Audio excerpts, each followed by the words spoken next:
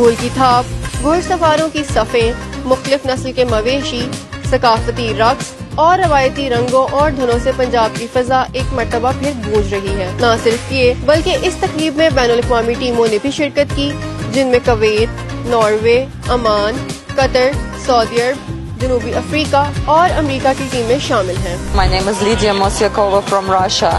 I am very happy to be here at the horseback archery event, and I would like to thank CM Punjab and the government of Pakistan for this world level event. ये तकरीब न सिर्फ पंजाब के सकाफती versus की बहाली है, बल्कि एक मरतबा फिर पाकिस्तान आलमी सतह पर अपनी पहचान कायम कर रहा है। ये पंजाब की खुशकिस्मती है कि इसकी सकाफत को महफूज रखने के लिए मरियम नवाज शरीफ जैसी क़यादत मौजूद है, जो कभी भी अपनी तारीख को भूलने नहीं देगी।